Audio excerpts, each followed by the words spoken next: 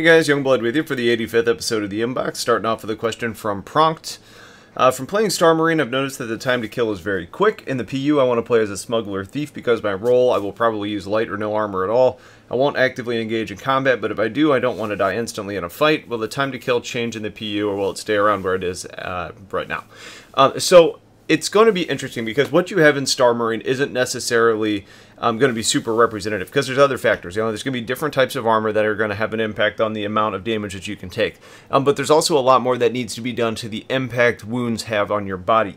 You know, so for example, if you get shot in the arm as you're running away with something, you may drop what was in that hand, but you should still be able to keep running for, you know, if as an example. You know, they plan for like if you get shot in the leg, you're going to start limping and you're going to move at a slower pace. So it's not like you're going to get shot 3 times in the leg and die. At least that's not the direction they want to take it.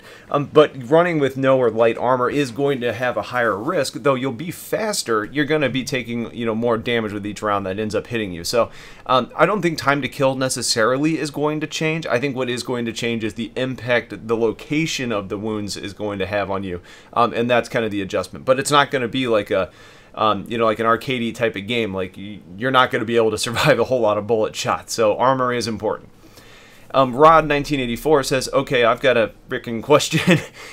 Given that just about everyone will buy this game how are they going to continue funding this game? I think they have troubles affording keeping the network going within a year.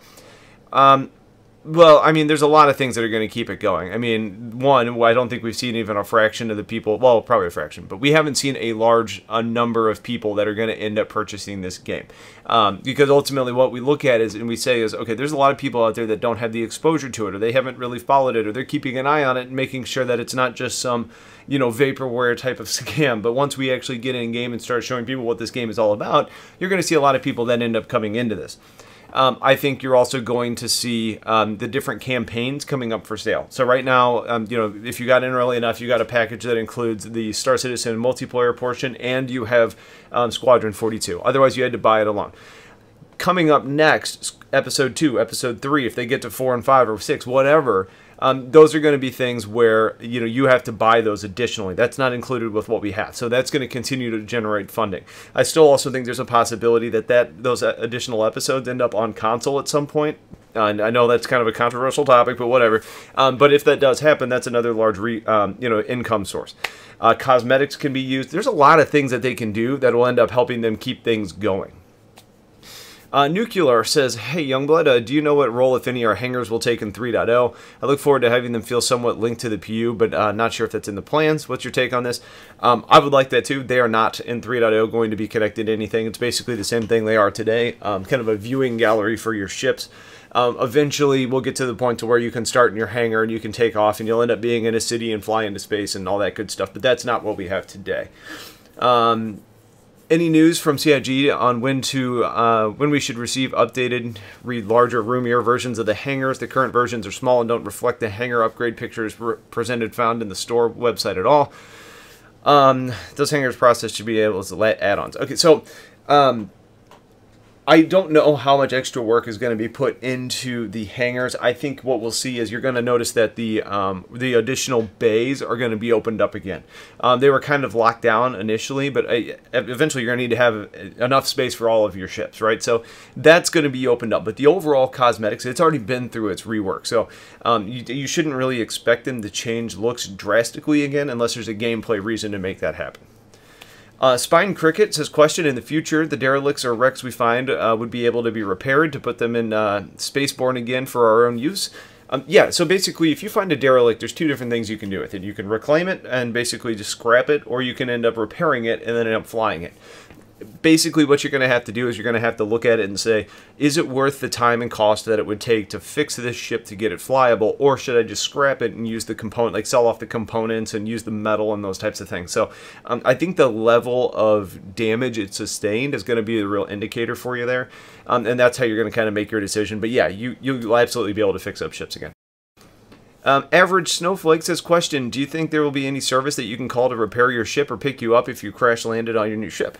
Yeah, for sure. There's going to be distress beacons in the game where you can actually send that and you can kind of hail out to other players in the area to see if they can come help you out. You know, the Crucible is purposely built to be able to come and repair ships that are in need. You know, pickup services, I think it's really going to be if anybody's in the area, but that kind of infringes, like kind of gets into that search and rescue role, which a lot of people are wanting to do. So I think you'll have plenty of places to be able to do that. Michael Reynolds says, STLYoungblood, in the past episode of ATV, and keep in mind this was several months back, it was mentioned that you might come across a derelict caterpillar with 15 modules. Do you think this was an off-the-cuff comment, or are we likely to be able to put 15 or more modules on a single cat? Previously, I thought you heard you can only have up to 4. I don't know if they're planning on expanding that or not. I think 15 was probably an off-the-cuff comment. Like, I don't think there's any way in hell that ship's going to get 15. I mean, can you imagine how long that thing would be? I think there's restrictions that need to be put in place, and I think maybe what you get to is you say, all right, it depends on the weight of the modules and then what the engine can actually support as far as like being able to maneuver the ship. So there's probably going to be a hard limit somewhere. I don't know that number's going to stay 4, but maybe it depends on the type of modules you put in there. Like maybe a scanning or a sensory type of module doesn't end up having a lot of weight associated or mass associated with it. So then you can have like that plus some other lightweight modules and you get up to 6. But if you're doing cargo and they're super heavy items and they're loaded down too much, maybe then you're limited to 4. So I don't know what that ends up looking like, but I would almost guarantee it's not going to be 15 modules.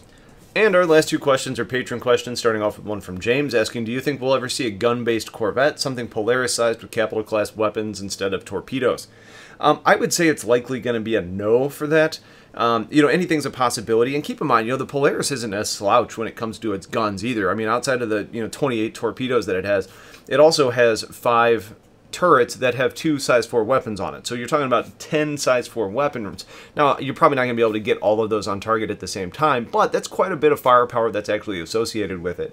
Now, could we end up seeing a situation where one gets released that has maybe like, an STS turret or something on it? It's possible, but you got to keep in mind, even like ships like the Idris don't have a ton of capital class weaponry. You really need to kind of go up past that. So you really get into like a balance issue there. Does 28 torpedoes equal 1 STS turret in CIG's mind? So then do you have 1 STS turret plus 10 size 4 weapons? It becomes a challenging balancing thing. So I would say it's probably not going to happen, but it wouldn't necessarily surprise me if they found an interesting way to make that kind of gameplay play out. And our last question is from Jackie, saying, I was playing Ghost Recon Wildlands. I love the outfits. It would be nice to have similar style in Star Citizen. There is going to be a lot of customization in Star Citizen, so I'm not sure what style in particular you're talking about, but they will be coming. On another note, I was thinking of all the times playing Mass Effect or other games and how it would be nice to have an air pickup at any moment, but the game would not allow it since there's a scripted event to wait for a timer to click down. In Star Citizen, I could have a friend pick me up at any time. How do you think this would affect ground combat? I don't know how much it's going to affect ground combat. I think for the most part what it's going to end up doing is meaning that, if you're in a fight and you really don't want that other person to escape, you've got a little bit more urgency to make sure that they're killed, but you're also not going to necessarily know that they called for pickup. So all of a sudden you may end up having somebody come down. I think the bigger concern for you as the attacker would be the ship that's coming in to save them, because your little pistol or even rifle isn't going to be doing much to a saber that, well, saber's a bad example, it's only 1 seat, like a freelancer that comes in to pick up their friend when they've got all this ship class weaponry that they can end up using on you. So I think it just makes for interesting gameplay and kind of the escalation of events. You almost have like players, then ground vehicles, then space vehicles, then capital ships. Like, I think there's different tiers there that end up kind of complicating things, but I think that also makes things interesting and exciting. So that's it for this episode of The Inbox. If you guys have questions, get them in. Otherwise, stay tuned for more, and have a great day. Take care.